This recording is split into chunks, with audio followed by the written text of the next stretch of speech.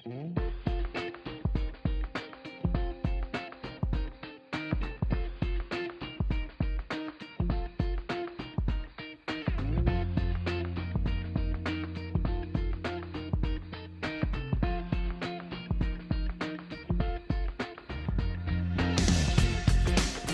due diligence expert was brought in on the sale of a dry cleaners on the buyer's behalf.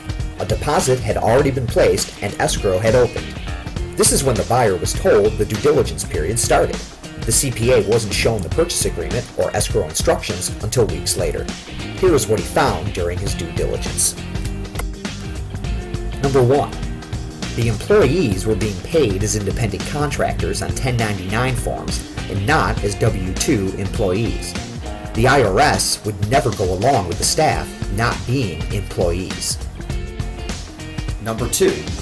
The rent numbers on the tax returns were way off from the reported numbers given by the seller. We're talking about $100,000 difference. Number 3. The tax return showed $300,000 more gross income than what was reported to the buyer on the business summary. Who reports more income to the IRS than they take in? He never did figure that one out. Another important fact that was missing from the business summary report was that the second location was not a full dry cleaning plant. It was just a storefront for collecting and delivering finished work. This substantially changed the profit and value of the business. As a result of these discoveries, the buyer told escrow to cancel the contract and return his security deposit.